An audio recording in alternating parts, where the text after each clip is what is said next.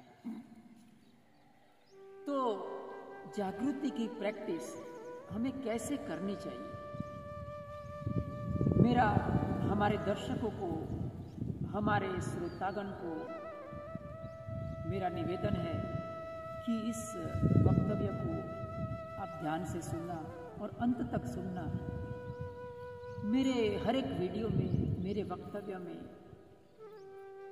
मैं हमेशा चाहता हूँ कि मैं कुछ नई बात आपके सामने पेश करूँ और नई बात लेकर मैं हमेशा आता हूँ और मैं हमेशा उसके ऊपर बहुत अध्ययन करता हूँ, उसके ऊपर हर एंगल से मैं उसको देखने की कोशिश करता हूँ और फिर मैं बात को रजू करता हूँ। तो मेरा अनुरोध है कि आप अंत तक बने रहिएगा और उसको समझने की कोशिश करेंगे तो मुझे यकीन है कि आप धम्म और ध्यान के मार्ग में आप अच्छी सी प्रगति कर सकते हैं। तो हमें जागृति का अभ्यास अर्थात माइंडफुलनेस का अभ्यास कैसे करना चाहिए? तो देखिए कि मैं यहाँ बैठा हूँ। मैं आपने शुरुआत में ही मैंने आपको बहुत ही अच्छी बात बताया। वो दरअसल मैंने आपके पास मैं खुद भी जागृति का अभ्यास किया और आपको भी मैंने जागृति के अभ्यास के लिए प्रेरित किया। आपने एक बार भी अगर जान लिया होगा कि मैं सोफा पर बैठे बैठे इस वक्तव्य को एंजॉय कर रहा हूँ, इस वीडियो को मैं देख रहा हूँ, जो एक क्षण के लिए जो आपने जाना मेरे कहने पर, वो अवस्था थी जागृति की। सफर में आप बैठे हैं, ईयरफोन लगा रहे हैं और आपने क्षण भर के लिए जो जान लिया, वो अवस्था जागृति की। आप वीडियो को देख रहे हैं और आप जान रहे हैं, वो अवस्था जागृति की। हमारा जो कार्य है उसके अंदर परिपूर्ण रूप से डूब जाना, उसको कहते हैं जागृति। लेकिन याद रहे, जागृति की अवस्था कोई बार खतरनाक भी हो सकती है, जैसे कि मैंने अकस्मात के बारे में बताया। किसी भी चीज में उस वक्त नहीं डूब जाना जिस वक्त वो जरूरी ना हो। जैसे कि कोई हमारा उपासक है, उपासक वर्ग है, कोई भाई मशीनरी के ऊपर कार्य कर रहा है और उसको वो कहता है कि मैं आनापान की प्रैक्टिस करूँगा, मैं जागृति की प्रैक्टिस करूँगा। नहीं, ये बात खतरनाक हो सकती है, ये अकस्मात को जन्म दे सकती है। तो जागृति उसी वक्त रखना जब भी वो योग्य हो। भगवान बुद्ध ने सतिपट्ठान सूत्र में,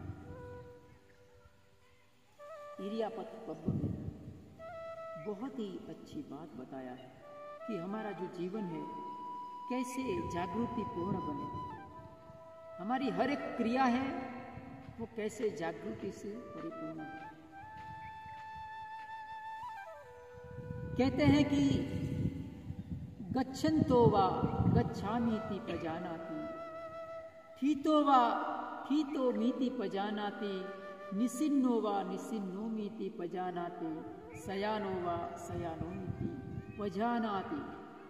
अर्थात जानता है, सती संप्रज्ञान में पुष्ट है कि मैं चल रहा हूँ, मैं बैठा हूँ, मैं लेटा हूँ।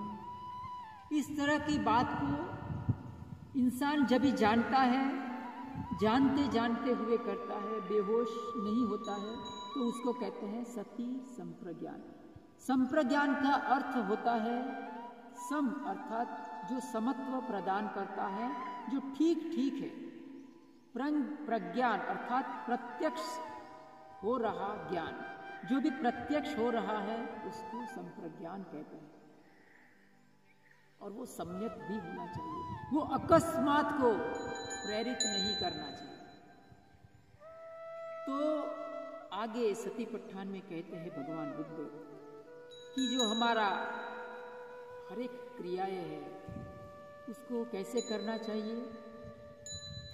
तो कहते हैं अभिकंतम पटिकंतम संपज्जानकारी होती, समिज्जीते पसारिते संपज्जानकारी होती।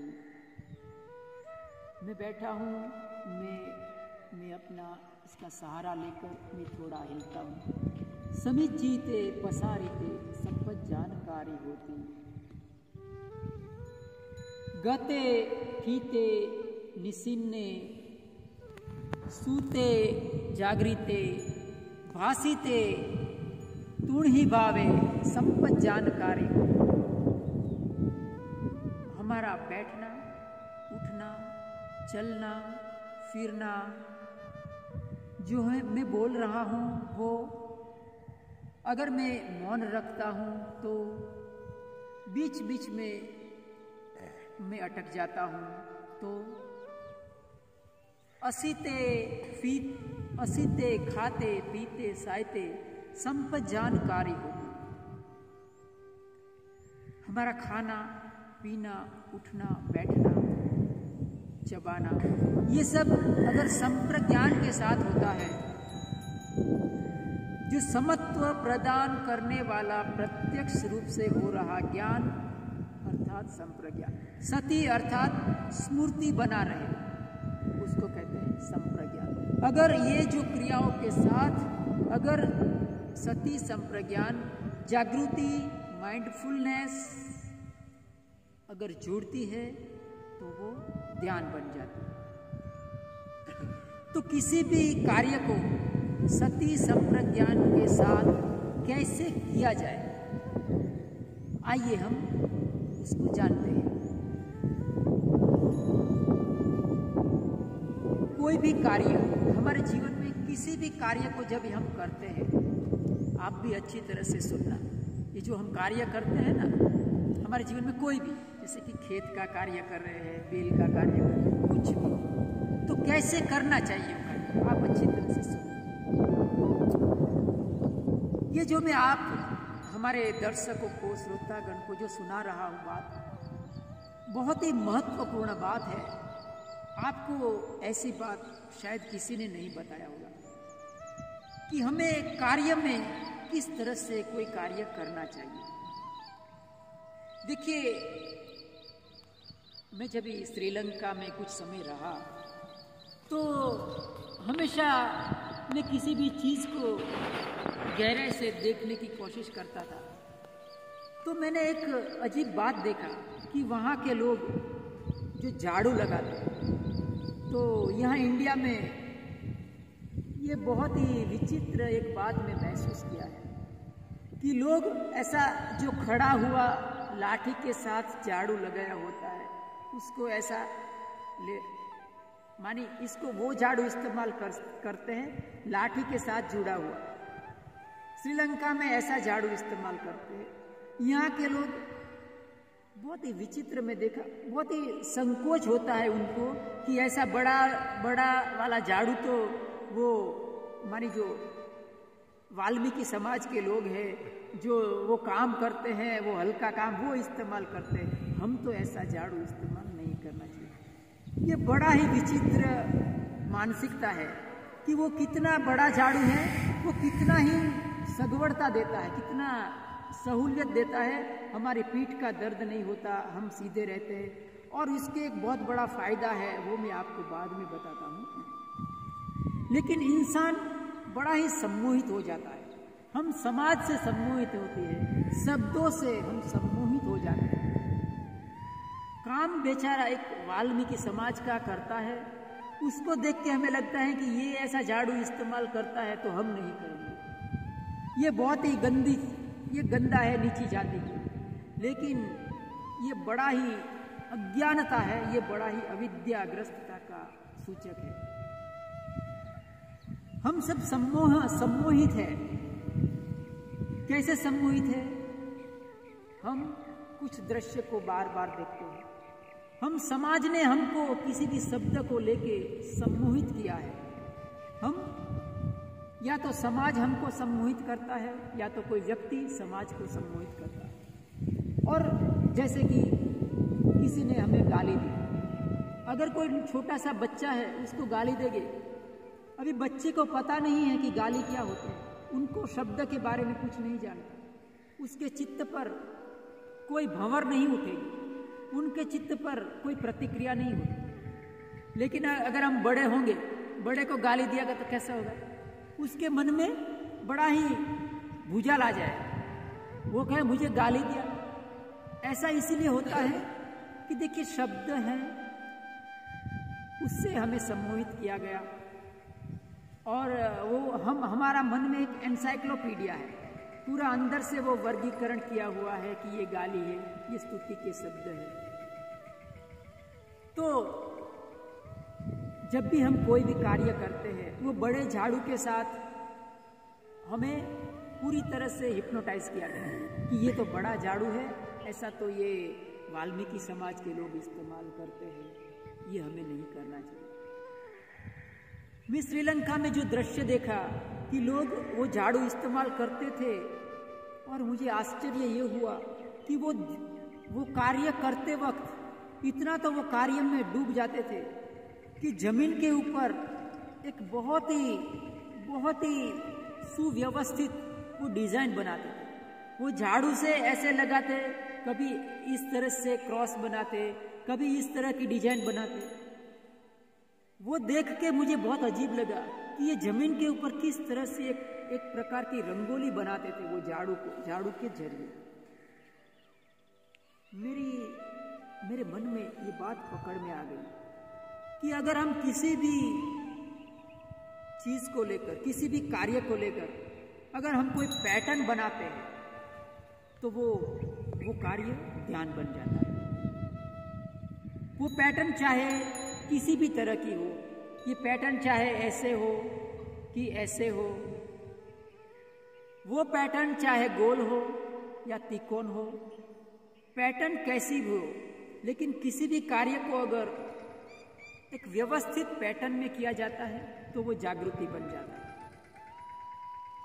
जैसे कि कोई एक पेंटर है, कोई एक दीवार रंगने वाला है, वो दीवार को रंगता है, तो अगर आड़ा टेढ़ा खड़ा ऐसा वो अगर स्ट्रोक मारता है, इस तरह से वो लसर का मारता है, तो वो ध्यान नहीं है। लेकिन आपने देखा होगा कि बहुत सारे लोग ऐसा सिर्फ मानी ब्रश के जरिए वो दीवार के ऊपर डिजाइन बनाते हैं, वो ध्यान है। वो इंसान ध्यानग्रस्त हो जाता है। जब भी किसी भी कार्य को एक पैटर्न बद्ध किया जाता है, एक रंगोली बद्ध किया जाता है, तो वो कार्य ध्यान बन जाता है। जब भी हम खेत में बीज बोते हैं ना, अगर बीज कभी इधर बोया, कभी इधर बोया, ऐसा नहीं, एकदम क्रमशः जाने का। और जैसे एक कार्य किया ना, पहला बीज बोया, उसी तरह से दूसरा बीज बोने का, उसी तरह से तीसरा बीज बोने। जिस तरह से आप बैठे बीज बोया और खड़े हुए दूसरा बीज, उसी तरह से कार्य करने का, तो कार्य एक प्रकार का ध्यान बन जाता है, एक प्रकार की जागृति बन जाती है। वो जागृति से क्या होता है वो हम बाद में समझते हैं। तो जब भी हम इस तरह की जागृति का अभ्यास करते हैं, जो हमारा उपासक वर्ग है, कोई बहनें हैं तो कपड़ा धोते हैं, बर्तन मांजते हैं, तो उसमें एक पैटर्न अगर बनाते हैं, जैसे कि कपड़ा एक तरफ से हमने धोया, भिगोया, निकाला, निचोड़ा, वो अगर एक ही पैटर्न में चलता है तो वो ध्यान बन जाता है। अगर एक ही पैटर्न में बर्तन घिसने के कार्य चलता है तो वो एक ध्यान बन जाता है। और वो ध्यान से क्या होता है वो मैं आपको बताता हूं कि किसी भी कार्य के अंदर जब भी हम जागृत होकर वो कार्य करते हैं तो उसमें एक स्थिरता पैदा होती है, गति में स्थिरता पैदा होती है। ये समझना बहुत महत्वपूर्ण है कि गति में स्थिरता पैदा होती है, क्योंकि स्थिरता बहुत ही महत्वपूर्ण पहलू है ध्यान के लिए। जब भी हम कोई कार्य करते हैं उसमें गतिशील होते हैं और गति में एक प्रकार का पैटर्न बनता है, रंगोली बनता है, तो वो गति में एक स्थिरता पैदा होती है और वो स्थिरता हमें ध्यान में प्रवेश कराती है। जैसे मैंने पहले आगे कहा कि कोई इंसान वाहन चला रहा है, 4 व्हील चला रहा है या तो 2 व्हीलर चला रहा है रोड के ऊपर बीच में पट्टे है तो गति, लेकिन जैसे ही वो पट्टे के ऊपर उसका चित्त एकाग्र हो जाता है तो उसका चित्त है वो स्थिरता में प्रवेश कर जाता है। वो गति में है, चित्त स्थिरता में प्रवेश कर गया और अकस्मात हो गई। बर्तन मांज रहे हैं और चित्त है हमारा स्थिरता में प्रवेश कर गया, अकस्मात होने की संभावना इतनी नहीं।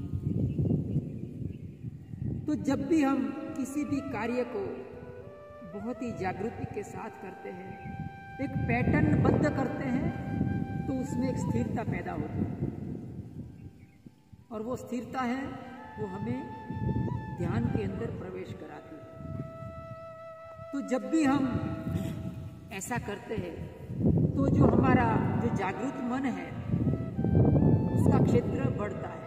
जैसा मैंने पहले कहा कि ऐसा जागृत, अर्ध जागृत, अजागृत, सुपर कॉन्शियस, ऐसा कुछ भी वर्गीकरण नहीं होता है। जो जागृत मन है हमारी अभ्यास की वजह से, जागृति का अभ्यास की वजह से उसका क्षेत्र बढ़ता है और वो हमारा जो अर्ध जागृत मन है उसके अंदर वो प्रवेश करता है। तो होगा क्या, हम कैसे जागृति के अभ्यास के जरिए, उसके माध्यम के जरिए हम ध्यान में आगे बढ़ सकते हैं वो आप जानिए।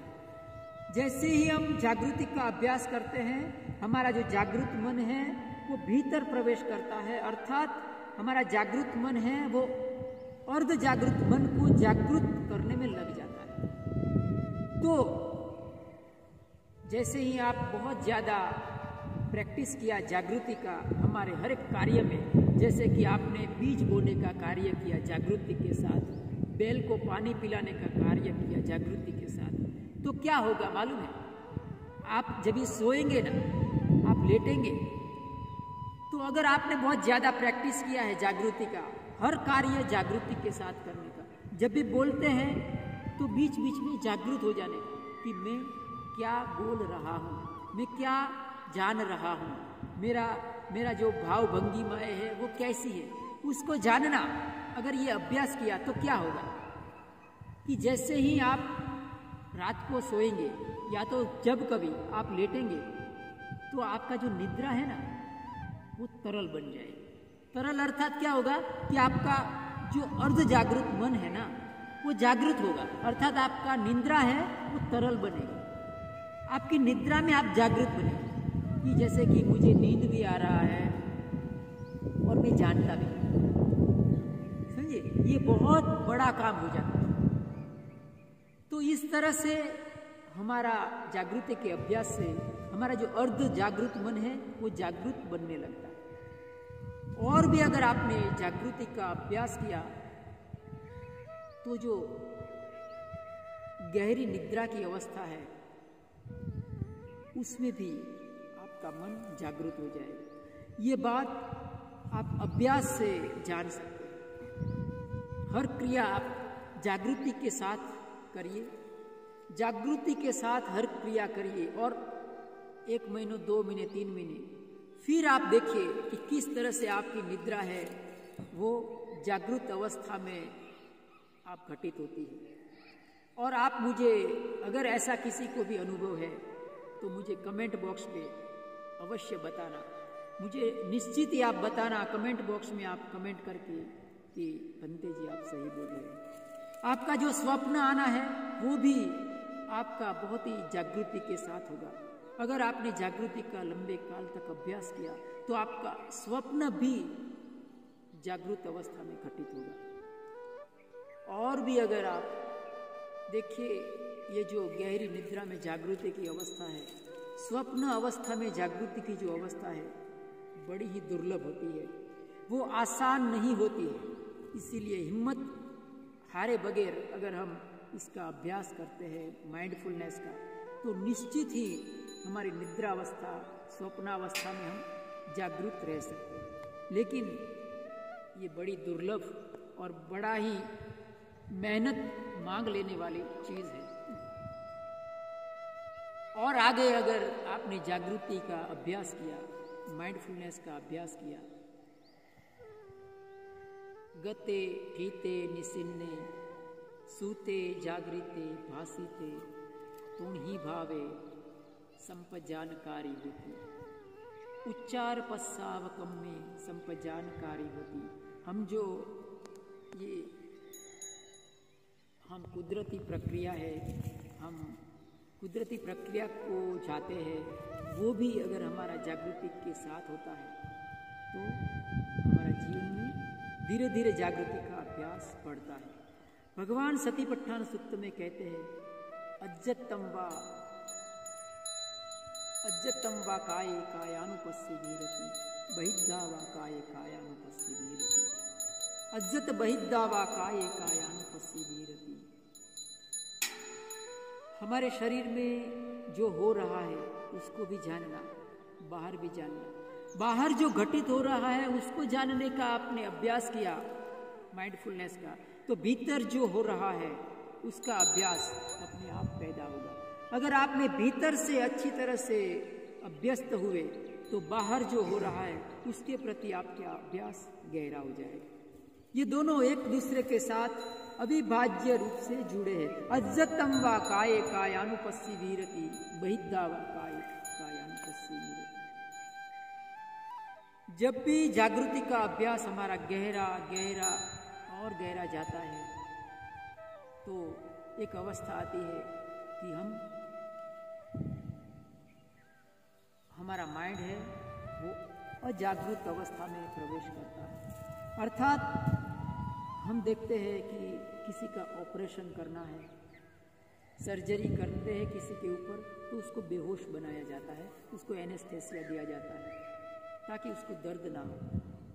अगर इंसान अच्छी तरह से जागृति का अभ्यास करता है तो उसका जो चित्त है जागृत, वो अजागृत क्षेत्र में प्रवेश करता है। अजागृत का जो क्षेत्र है वो भी जागृत हो जाता है, तो इंसान बेहोशी में भी जागृत रह सकता है। ये अवस्था बड़ी ही दुर्लभ होती है। ये अवस्था बहुत ही कठिन अवस्था है कि इंसान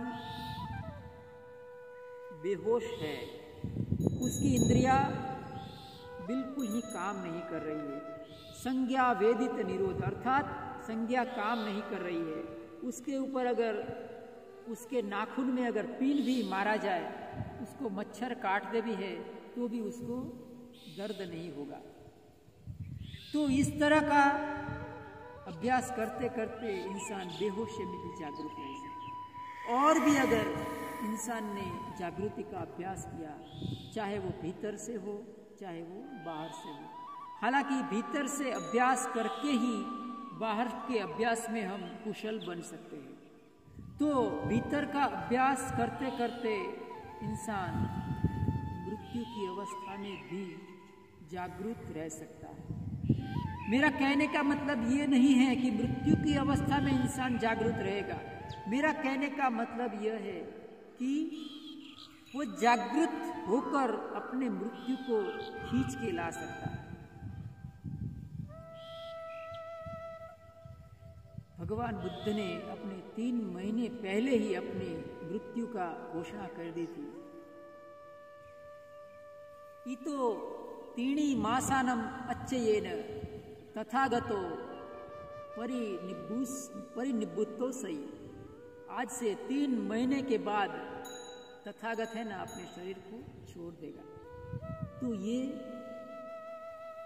जागृति की अभ्यास का प्रभाव है, उसका ये प्रताप है। तो आज के इस वीडियो में मैं यही जागृति और माइंडफुलनेस की बात करना चाहता था। हमारे दर्शक हमारे श्रद्धावान उपासक उपासिकाएं श्रोतागण, हमारे पूजनीय भिक्षु संघ को मंगल बोधि बनते की ओर से एक अनुरोध है कि अगर आपको कोई भी प्रश्न हो, कोई भी अगर इस मैंने जो वक्तव्य बताया या तो ध्यान के अनुसंधान में कोई समस्या हो तो आप मुझे पूछ सकते हैं। मैं कोशिश करूँगा कि आपका जितना अच्छी तरह से हो सके उतना अच्छी तरह से आपके प्रश्न का समाधान दे सकूं। तो आज के दिन बस इतना ही। सबका मंगल हो, सबका मंगल हो, सबके जीवन में खुशहाली आए, हमारे पुण्य कर्म में सब भागीदार हो, सबका मंगल हो, सबका मंगल हो। साधु।